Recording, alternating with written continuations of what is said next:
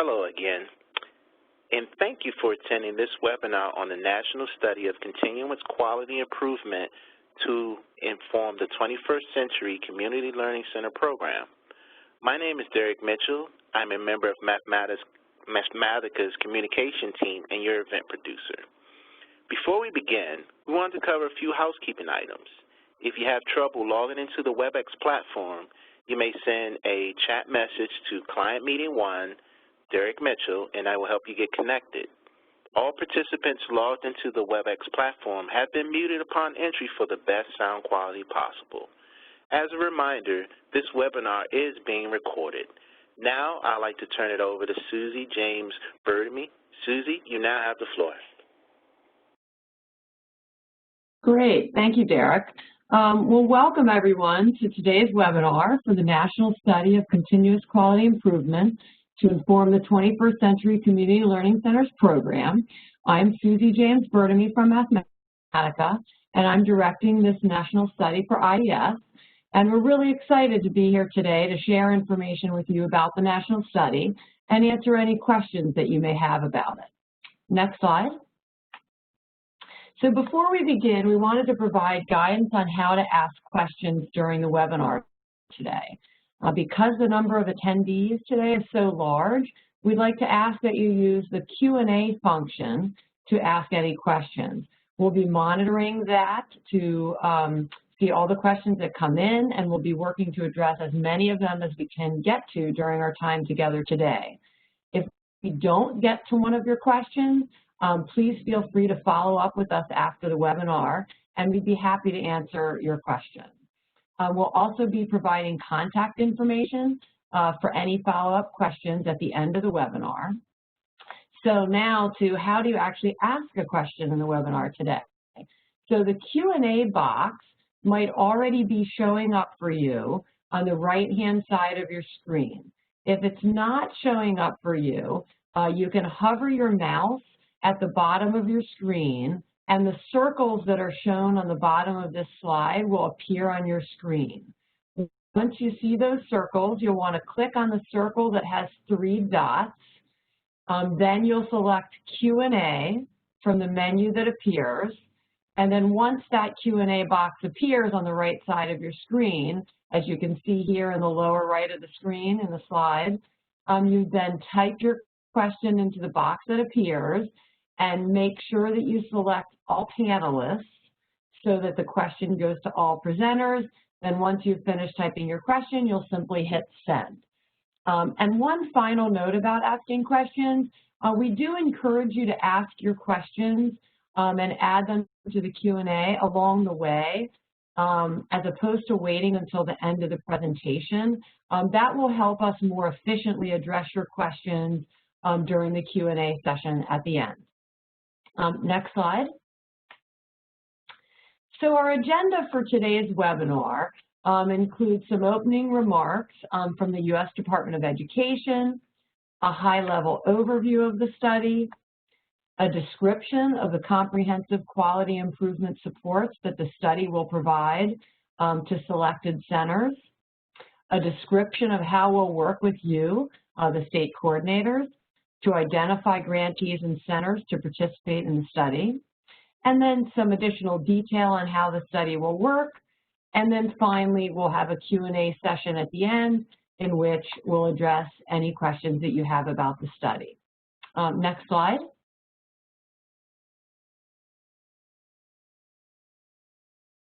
Next slide. Oh, thank you. So we have a number of folks who will be presenting today. These include Miriam Lund from the 21st Century Program Office, Erica Johnson from IES, which is the independent research arm of the U.S. Department of Education, me from Mathematica, and then next slide, please. And then the additional presenters are Joe Bertoletti and Jennifer Harris from the Forum for Youth Investments Weikart Center for Youth Program Quality. And the Weikart Center will be delivering the supports to after-school centers that are provided as part of the study, and Hanley Chang and Linda Rosenberg from Mathematica. Next slide. So before we get started, Jennifer Harris from Weikart Center is going to run us through a quick welcome activity. Jennifer? Thank you, Susie. Thank you. So I'd like for us just to start with a sense of building community and seeing where everybody is, kind of encouraging the space around a warm welcome. So this is what I'm going to ask everybody to do, and I'm going to encourage our panelists to do the same thing. On your slide right now, you see a variety of different pictures and letters that are by them. What I'd like for you to do is choose a picture, and in the Q&A feature, put the letter of that picture and why you chose it. And what I want you to think about is choose a picture about how you are feeling right now.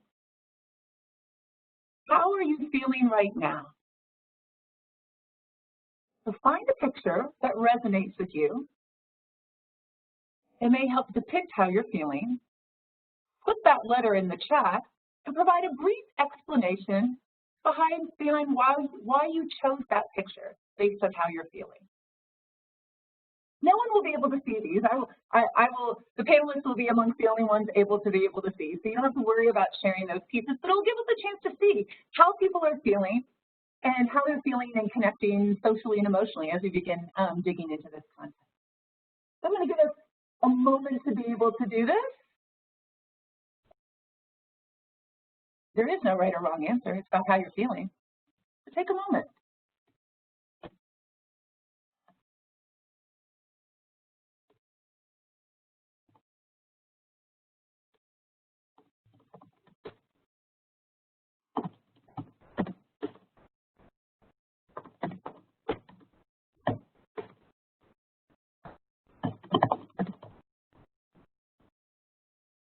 Okay, awesome.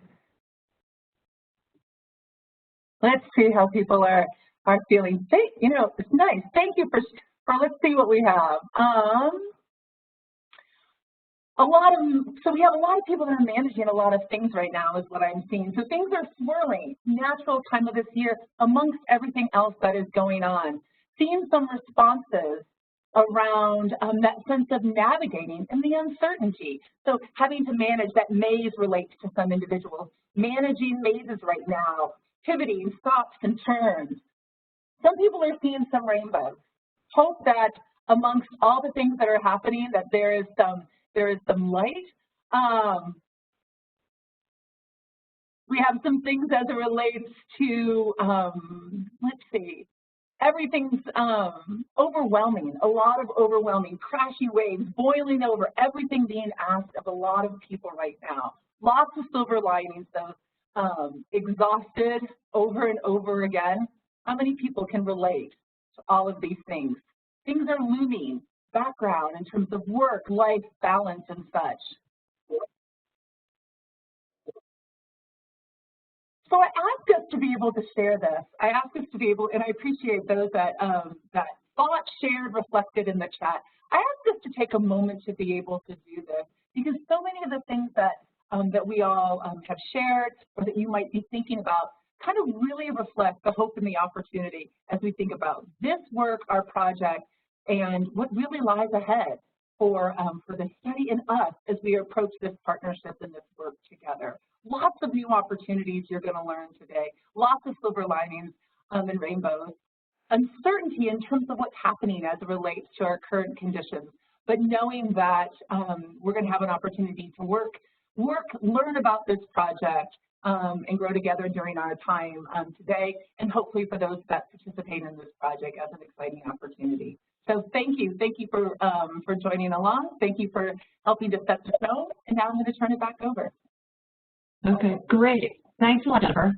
Now I'm going to turn it over to the U.S. Department of Education for some opening remarks. Miriam Lund is going to speak first, and then Erica Johnson.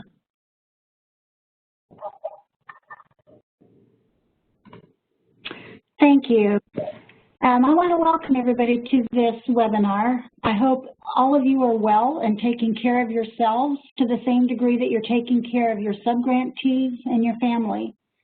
My suggestion for self-care was not meant to be a trite statement, Our program office cares about each of you and your subgrantees as well as the students that you serve in your states. I know some of our state coordinators are dropping young adults off at college. Some are figuring out the school year as your district is implementing distance learning and you have little kids in your house using a virtual platform. And some of you can't even walk outside your front door because the air quality is so bad due to the wildfires taking place in your states. This morning I noted that Hurricane Laura was still quite powerful and is considered a hurricane, a Category 2.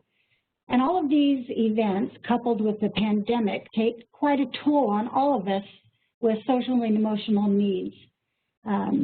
Just like your social emotional needs, your subgrantees and your students, we all have those, and we need to make sure we're taking care of ourselves. Yesterday I had a conversation with the staff of a family and child's place located in Kentucky. And Mr. Robert Fenwick discussed with the U.S. Department of Education team how the Weikart Center evaluation helps his program, and he uses the plan of action as a way to continually improve.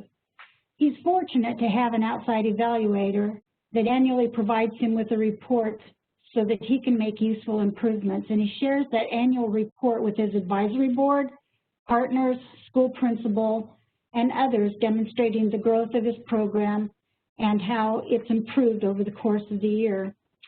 Any state coordinator interested in participating in the national study, I hope you listen intently today and follow the instructions that are given about selection of possible sites. Like Mr. Fenwick looks forward to his program evaluation, we at the U.S. Department of Education are looking forward to the national study and encourage any state coordinator who is interested to reach out and contact those who will be listed in the webinar today. Please take care of yourselves. We're concerned about you, we care about you, and especially your subgrantees and kids. Let me turn it back to Suzanne.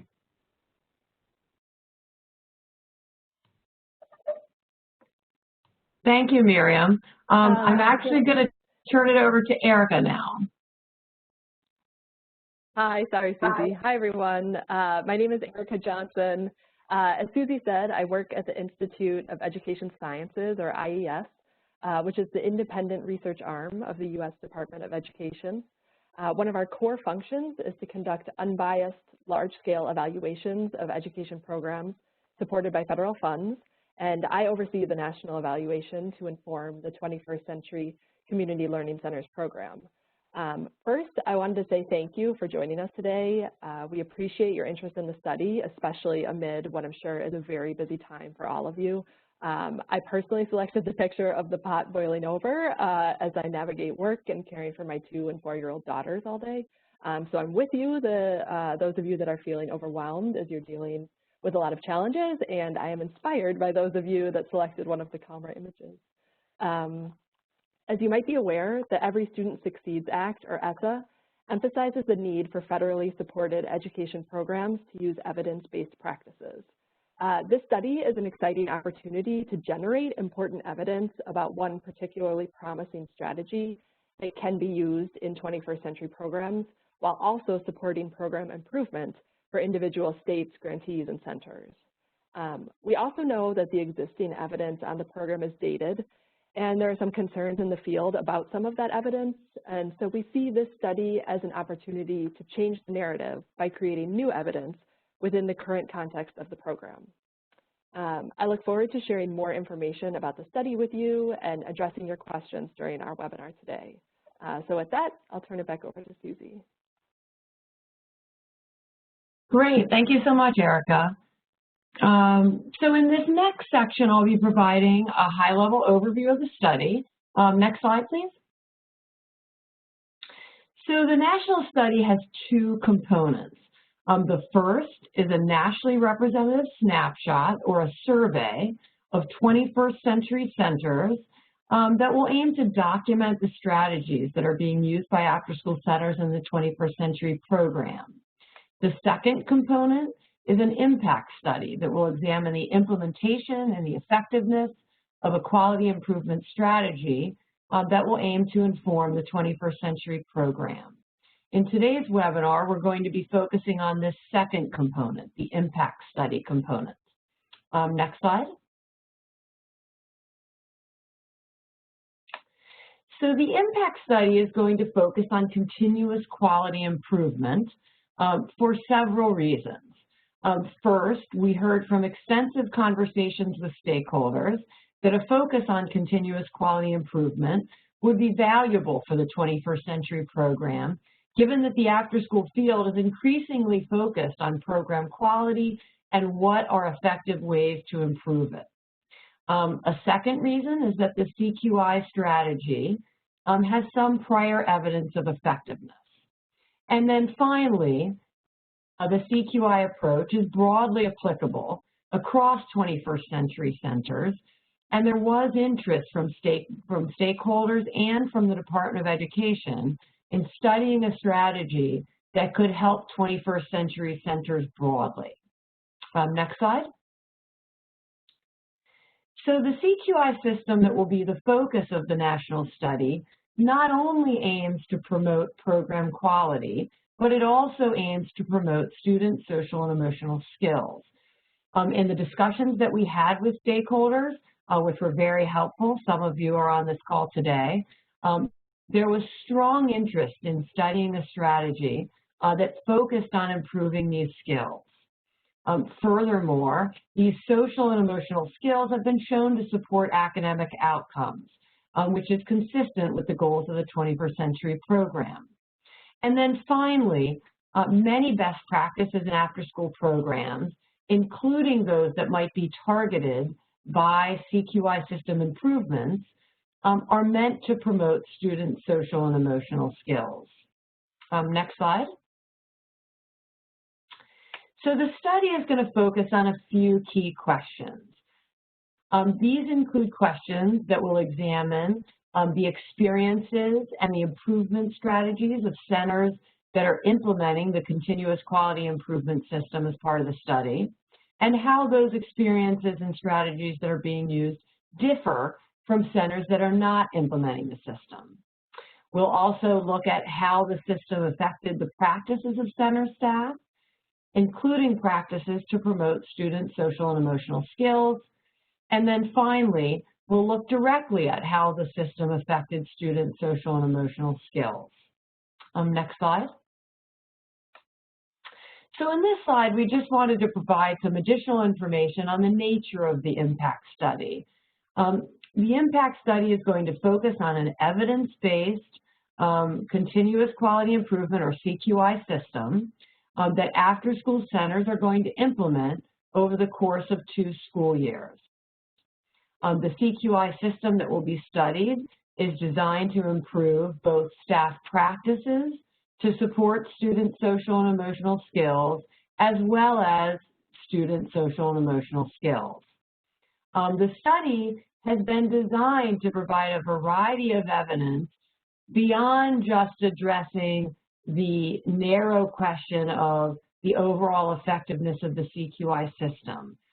For example, the study is going to provide very useful information on the types of supports that are needed to implement a CQI system, what the challenges are of implementing such a system, how and for whom the system is most effective, how the effects of that system evolve over time, which we'll be able to examine because we're going to be implementing the system over the course of 2 school years, and then which aspects of the system seem particularly important for improving student social and emotional skills.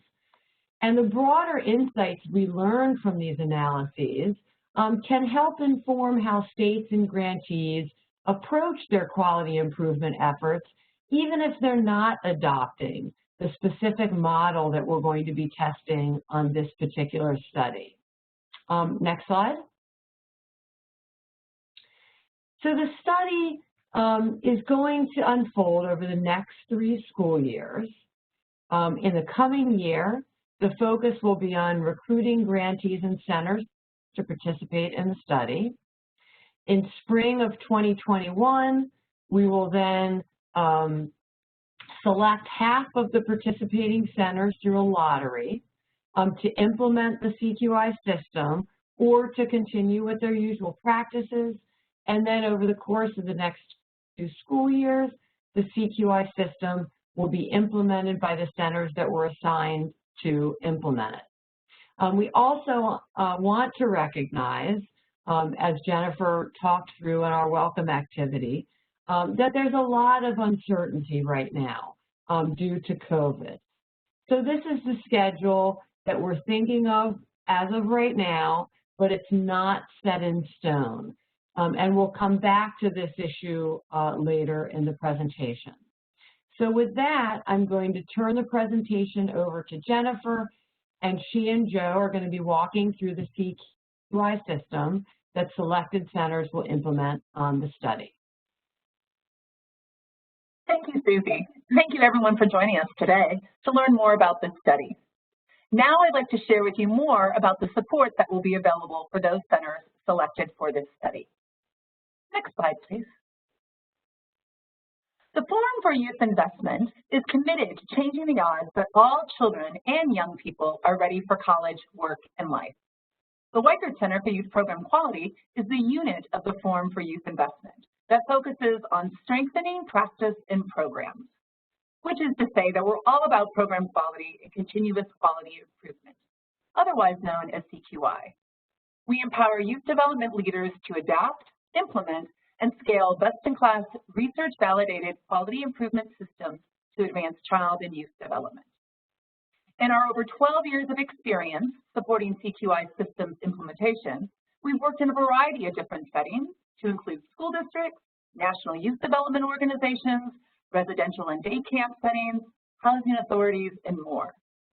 Our longevity in helping others to strengthen practice and program can be attributed in part to the strong partnerships we have developed along the way, to include 7 21st Century Community Learning Center statewide programs, a multitude of 21st Century Community Learning Center grantees, and over 150 other systems in 3 countries, including Canada and the United Kingdom.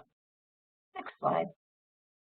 In this study, we will partner with center leaders to better understand and build their capacity to implement the CQI system.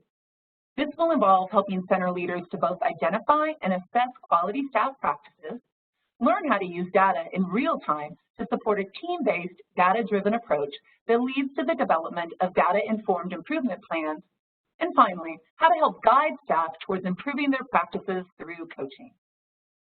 Center staff will also have the opportunity to receive role-specific trainings to support implementation and participation in the CQI system, as well as how to help improve practices that support SEL skill development in the students they serve. Though some trainings will happen outside of program hours, the bulk of implementation will happen during program hours and during staff meetings. In those occasions that training must occur outside of the active school hours, the study will pay staff for their time. Through over 12 years of working with our partners, we have found that the time and effort put into implementing a CQI system pays off in dividends in the way that center leaders and staff become more effective, efficient, and intentional in administering programs where not only youth thrive, but so do staff. Next slide, please. The Weichert Center brings a lot of different knowledge and experience in implementing CQI systems and coaching center leaders and staff in promoting the quality of their programs. Our staff and coaches are skilled at being able to meet centers where they are at. They are able to scaffold learning and coaching support at the right level at all stages of the implementation of the CQI. We do not work from a deficit model, but rather work with center leaders to truly leverage and maximize their assets and align the system to center needs and resources. Our trainings and materials are well tested and are built upon adult learning principles. They are designed to be relevant to participants' jobs, as well as provide solutions to real-life challenges. When you attend our trainings, you can expect that we embrace an active participatory approach to learning and provide relevant strategies that can be applied in practice when implemented at the center. The CQI system is designed specifically to account for the realities of staffing and resources of the out-of-school time sector. We understand that both the opportunities and great strengths of the youth development sector, as well as the multiple pressures and demands that are put on the system, and understand that CQI systems need to be easy to implement. Our data collection and training systems reflect this reality and are meant to make it easy for center staff to implement a system. Before I start turning things over to my colleague Joe, I'd like to wrap up by sharing with you a brief personal story. As a former leader of one of 50 statewide after-school networks, I had the opportunity to partner with the Weichert Center as a client to help support me and my fellow colleagues in Arkansas in the development of state systems to support 21st century grantees and other youth development programs in implementing a statewide system. This really helped to build a culture where continuous quality improvement was both valued as a cultural norm, as well as a unifying way to set a standard of quality, so that we were not working in our individual silos. 12 years later, I am still here, as are so many of our other clients who are walking with us in this journey. So now I'm going to turn this over to Joe, who's going to talk a bit more about the CQI system. Take it away, Joe. Thanks, Jennifer, and good morning, everyone. Thanks for joining us. It's good to see some familiar names and on the list of attendees, so great to have everyone here today. I'm going to go to the next slide. I'm going to talk a little bit about the 4 stages that are a part of this continued improvement system that will be implemented. And it's important to know that this is a continuous cycle, and so these 4 stages are going to be repeated and sort of build upon each other in both the first and second year of the study. Each phase has a set of steps that the center teams will implement, as well as specific roles, specific trainings and coaching and technical assistance that will guide the teams through successful implementation. It's really important that we provide a really strong cycle, but as important that we provide really good supports in order to support this implementation. So the cycle is going to start with the prepare stage, which will start to begin next summer. And really what happens in this stage is that we lay out what does good practice look like for implementing the continuous quality improvement system. What are the time requirements? What are the roles that site leaders are going to play and that site staff will play? It's also going to introduce what the standard of good instructional practice looks like that will be assessed. And finally, it is also going to give us a chance to introduce and think about how the SEL framework and the SEL goals that the study will be focused on align up with the practices and the programming that centers are implementing. So it's really important to start with what this good looks like. And this is also going to be a chance for us to really calibrate this system and the timeline that's going to, so it fits with the realities and the structures that exist within each grantee and within each center. And so, for example, this year we're currently working on how to adapt this cycle to meet the needs of programs that are doing things more virtually. And so that we hope by next fall the adaptation will be a little bit more minor than that. But that's an example of what happens in this prepare stages where we really think about making sure folks know what staff meetings need to happen and what kind of time folks need to have in order to dedicate to this system. Going on to the assess phase, this is when we'll get a chance to measure the staff practices and student social and emotional skills. And so what's really important about this phase is that the center teams have a really active role in collecting this data. And so this will be, the 2 main data sources will be collected through, first, a team-based assessment approach that will use an observational assessment tool, and that will collect information about the staff practices and the learning environment that is being presented at each center. And then there will also be a chance to measure the social and emotional practices and skills that are being demonstrated by the students within the center. By having the centers play a very active role in this data collection, it means that they'll have a much better buy-in to this data, and by the time it comes time to interpret this data, they'll have a better understanding of what it all means, and they'll be able to dive in and help make meaning out of that data. As I mentioned before, there's supports for each of these pieces, and so center leaders will be taught and receive training on how to lead their team through this team-based self-assessment process. Moving on to the next phase is the planning phase.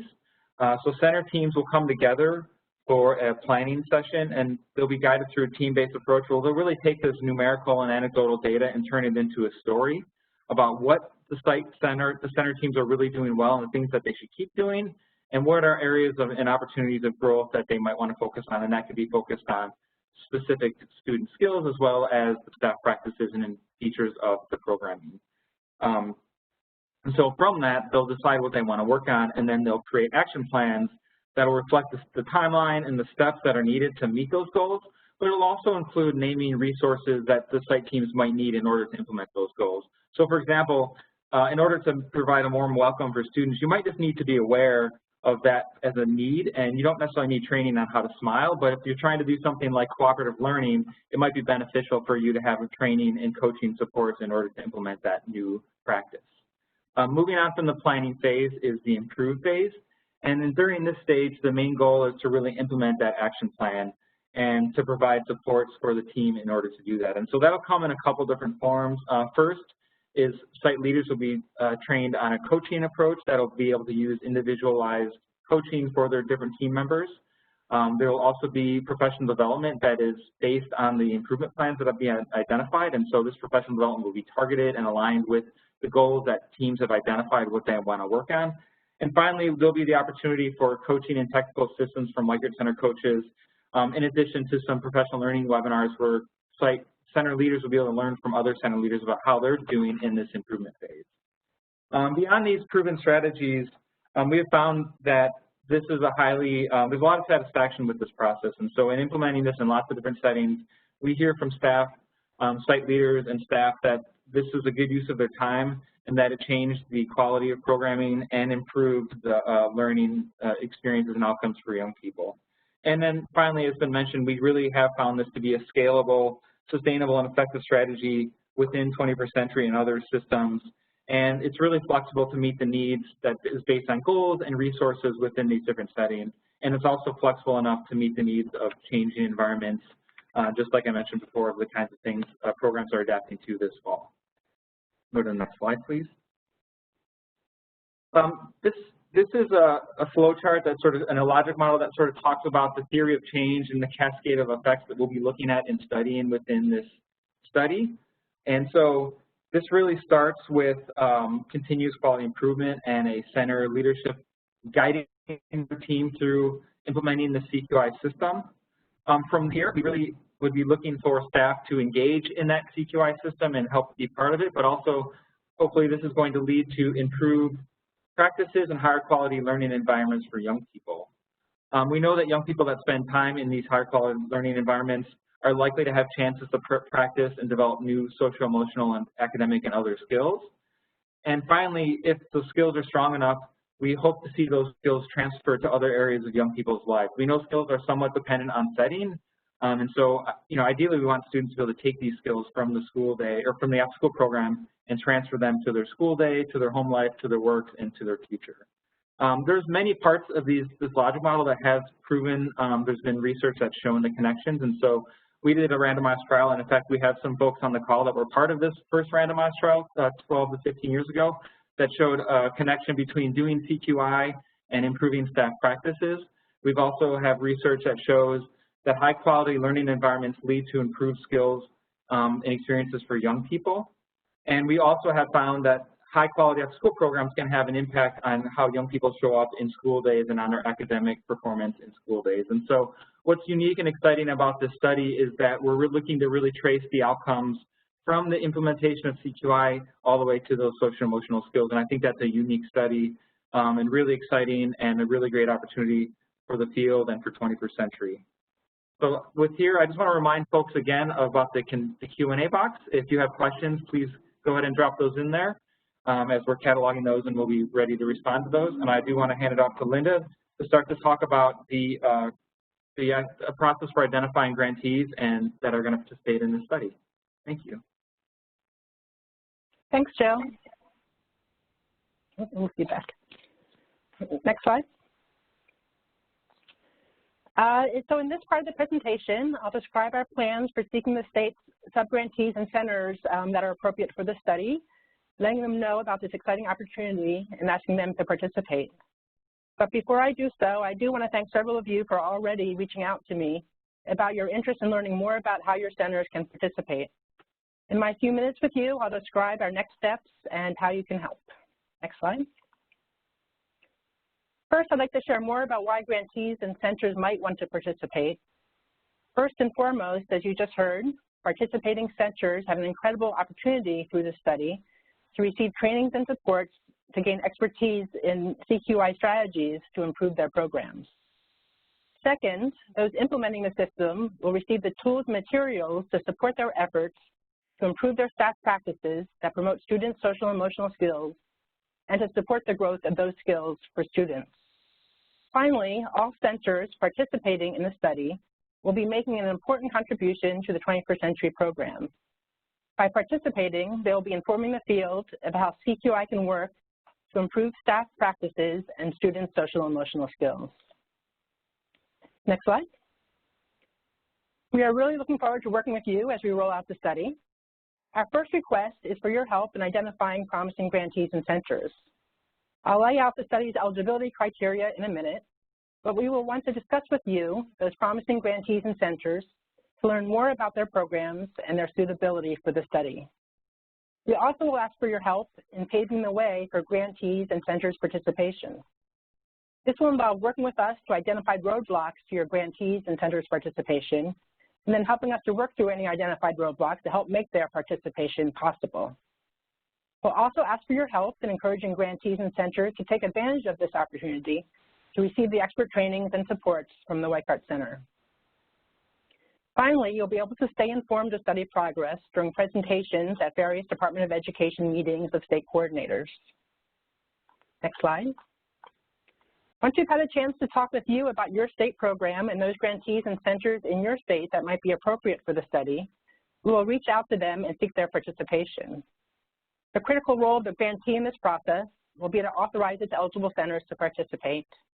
And then we will meet with the grantee centers to secure their agreement to participate. Next slide. So what are the eligibility criteria for participating, and how can you help identify the grantees and centers that have the potential to participate?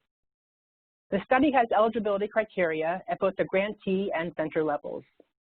For the study, we are looking for grantees that meet these three basic criteria. First, because their participating centers will be implementing the CQI system over the course of 2 school years, to be eligible, centers need to be supported by their 21st Century grant through the 2nd year of implementation, that is the 2022-2023 school year. Grantees also must be operating multiple centers that meet their center eligibility criteria. Ideally, these grantees would have at least 5 eligible centers.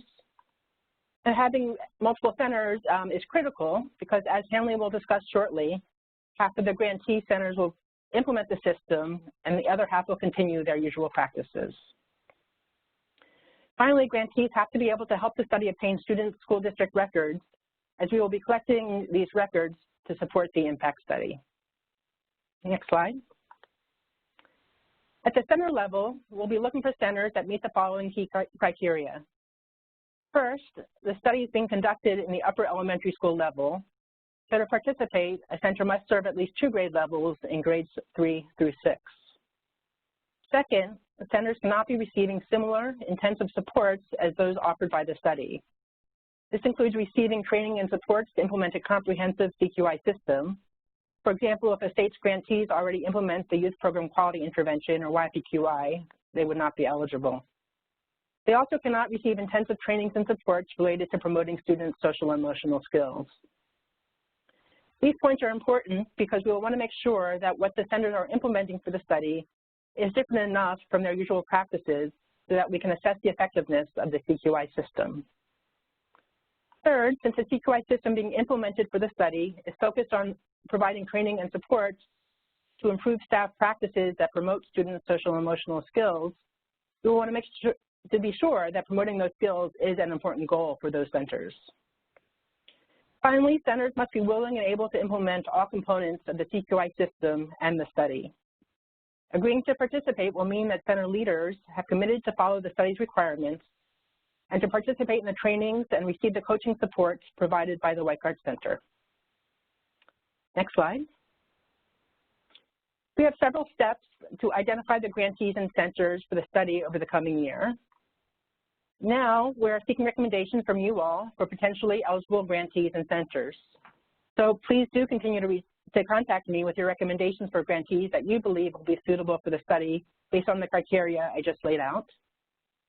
And in the coming weeks, we will be setting up meetings with state coordinators with promising grantees and centers to answer your questions, discuss the state's 21st Century program, and learn more about these grantees and centers.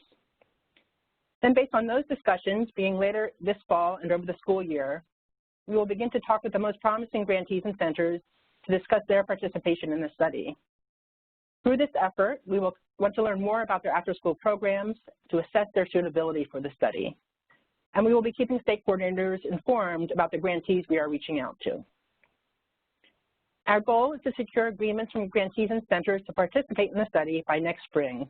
By then, we hope to have agreements from 100 centers and their grantees. Next slide.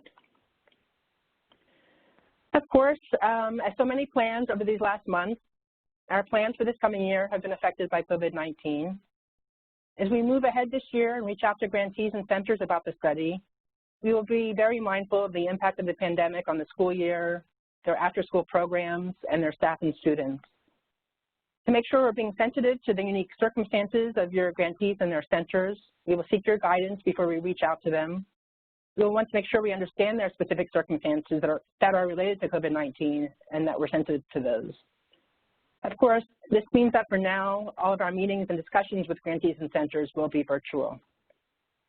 Finally, we will continue to monitor the impact of COVID-19 on schools and after-school programs, and we'll work with the Department of Education to adjust study plans as needed. In the meantime, we are using this school year to seek the participation of eligible and interested grantees and centers, but the study itself wouldn't begin until next summer, summer 2021. As Susie said, that is the current plan as laid out now. With that, let me turn it over to Hanley to discuss how the study will work. But again, please do remember to post questions in the Q&A feature as we move along. Thank you. Great, thank you, Linda. We'd like to give you a brief overview of how the study will proceed and what that will mean for participating grantees and centers. Next slide. So here is a sequence of key events for the participating centers. And as Linda has just mentioned, we will continually monitor the COVID-19 pandemic and revisit the timing of these key events as needed. In our current plans, the centers that have agreed to participate in the study will be included in a lottery that will take place in the spring of 2021. And in every participating grantee, half of the centers will be chosen by the lottery to implement the CQI system for the following 2 school years. And the remaining half of the centers in each grantee will continue with their usual practices during those 2 school years.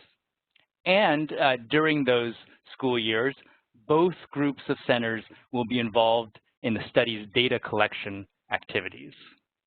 Next slide. And here we are highlighting the key data collection activities. We know that center staff are very busy, and so we've designed these data collection efforts to minimize the work that staff need to do. At the same time, the variety of data that will come out of this study will provide some really exciting insights to inform quality improvement. We will conduct some short interviews with center directors and surveys of center staff, and these will really help us learn about the quality improvement efforts of these centers and how they were shaped by the CQI system.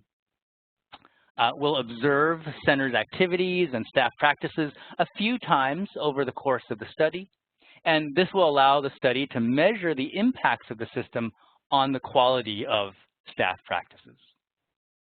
We'll conduct short surveys of parents, school day teachers, and students in each school year, and these will provide a full picture of how students' social and emotional skills have changed as a result of this system. And we'll also collect district records on the students in the study, which will include some useful information on their school day outcomes. Next slide. We hope you're excited about this study. We will be reaching out to some of you in the coming weeks, but please contact us if you think some grantees in your state would be a good candidate for this study. And next slide.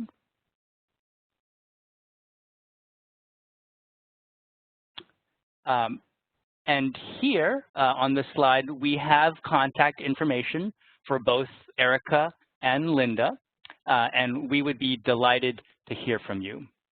And now we welcome your questions. We've already received a number of questions from you, so thank you. And please feel free to continue submitting them through the Q&A feature of the webinar system. And please remember to submit those questions to the all panelists option. And we're going to try to answer as many questions as we can during this Q&A session. And you can always contact us after this webinar at the email addresses listed here if there are still questions that we didn't have a chance to answer. So we're going to now go to a few questions that have already been submitted. And the first question is one that I will be glad to answer. So this is a really great question.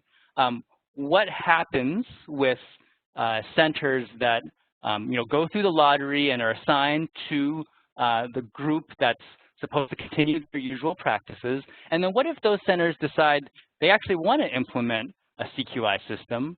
Would they not be allowed to? Would they be somehow dropped from the study? So that is a very great question. As we were just talking about, the insights from this study about how a CQI system can affect staff practices and student social and emotional skills, those insights really depend upon being able to compare centers that have and have not implemented the CQI system. And the lottery that we just described is the fairest way of determining which participating centers would and would not implement the system.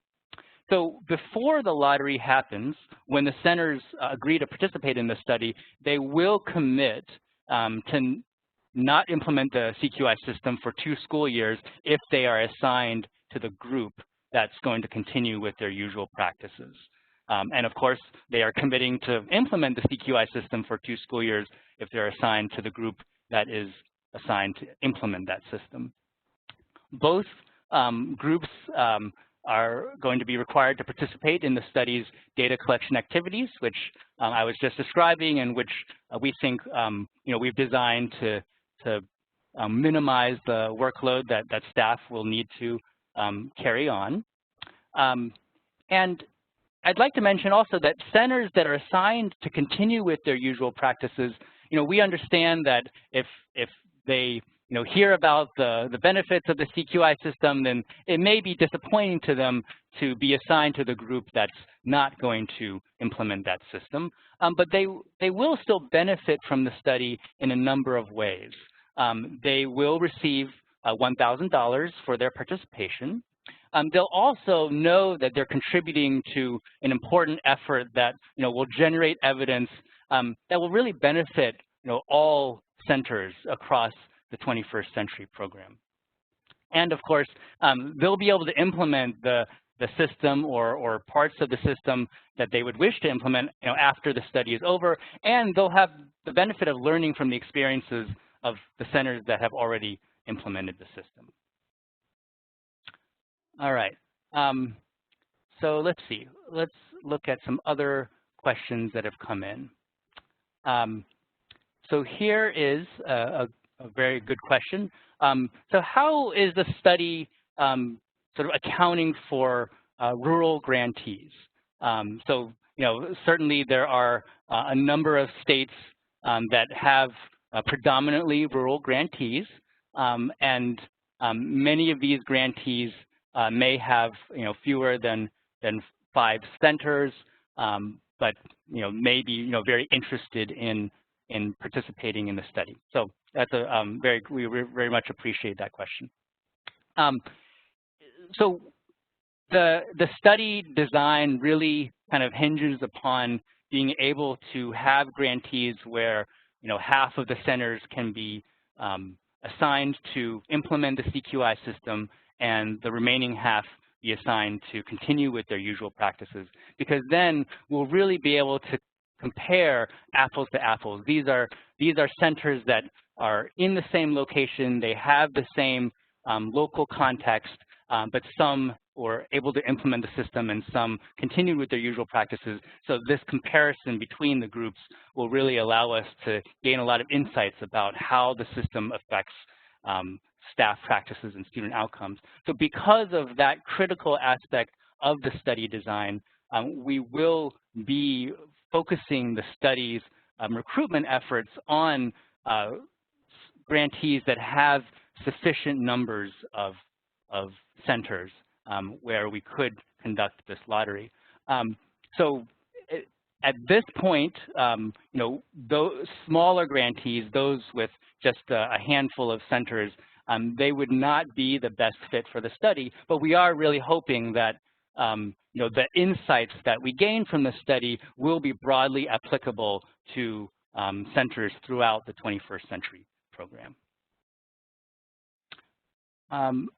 Okay, here's another good question, which I will assign to Linda to answer. How about small centers, those with just, let's say, 3 to 4 staff? Will they be considered for the study?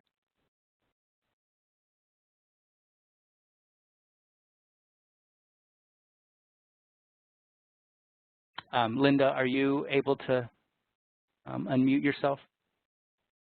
Apologies. Mm-hmm. Hear me now? Yes, we can hear you. Yeah. Yes, we would definitely be interested in entertaining smaller centers. At this point, we are just interested in hearing as much as from you all about these grantees that we believe would be eligible for the study, and we would definitely be interested in engaging with you to talk more about those grantees. So at this point, I think we're not being so narrow in defining those grantees in terms of the size. So I don't know if you want to say more, Hanley. No, I think that sounds great. All right, here's another great question. When centers agree to participate in the study, will all the centers under the same subgrantee be assigned to the same group? And I'll take that question. The answer is no.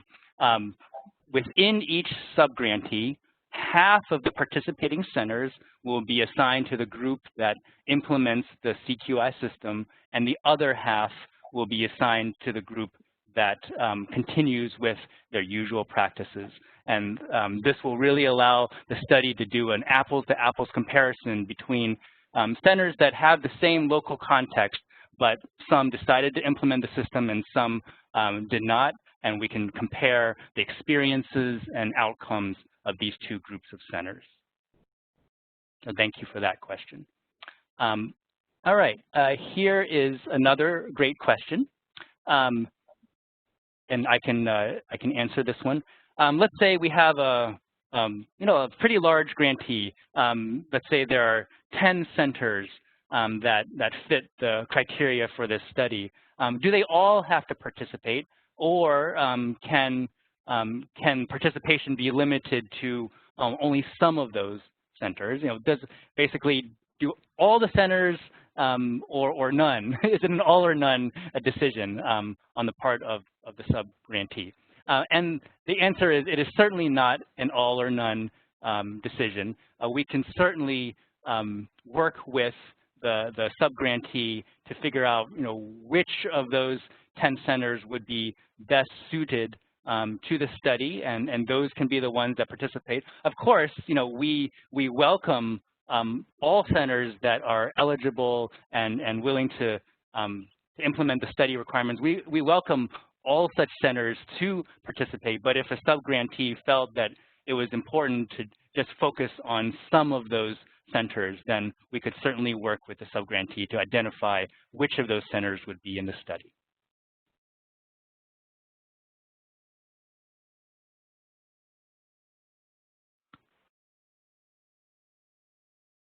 All right, let's see. I'll just take a moment to let any other questions flow in.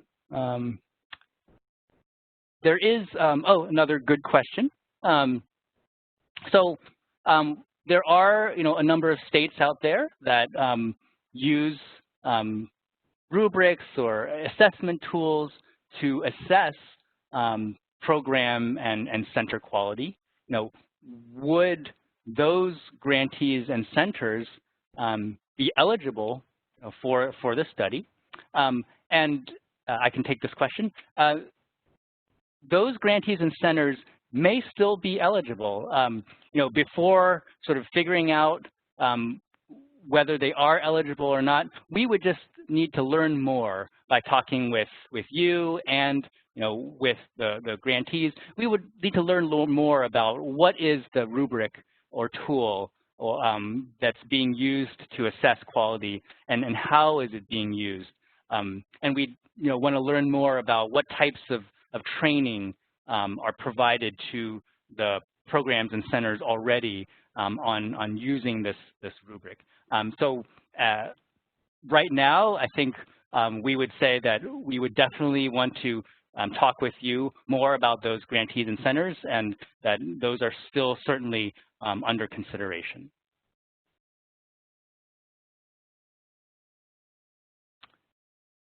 A related question, also a very great question, is what if your state already implements continuous quality improvement? This strategy is an increasingly prevalent strategy. This is one of the reasons why the U.S. Department of Education is so interested in gathering more evidence about this strategy, because it is increasingly being used. So what if the state already has a CQI system? Would grantees and centers in the state be eligible? And I think my answer here is pretty similar to what I just said about the assessment tool. I think it'll really depend upon the details of the system that is already being implemented. We would sort of talk with you. We would appreciate the opportunity to talk with you more, and to talk with grantees and centers more about the system that's currently being implemented in the state, and the amount of training and support that's already being provided to grantees and centers to implement that system. If the system is very similar to the system in the study, then these grantees may not be the best fit for the study. But if the system is still quite substantially different, then there's a real possibility that these grantees would still be a good fit for the study. And so we would really just want to talk with you more to learn more about the CQI system in your state.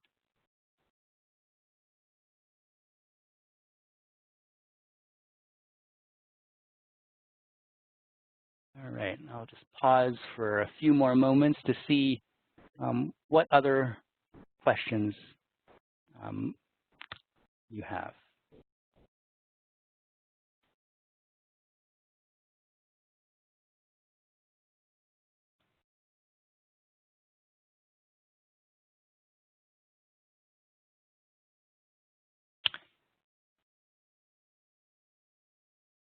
All right, it sounds like at least for the time being, there aren't any more questions that you have.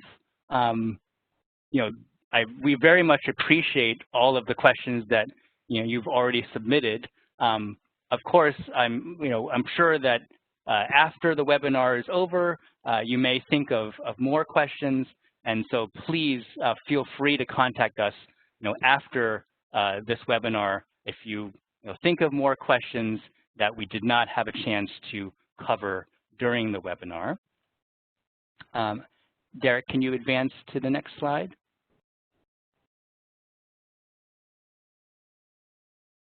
All right. Before we end today, we would very much value a closing thought from you. In the Q&A feature, please take a moment to share either something that excites you about the study, or something you might still be wondering about regarding the study that perhaps we didn't have a chance to discuss today.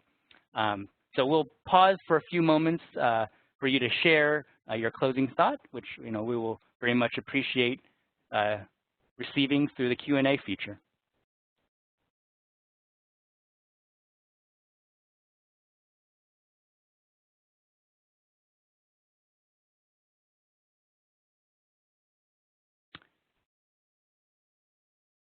All right. Well, thank you very much again for your time and interest, and we hope to talk to you again soon. Thank you.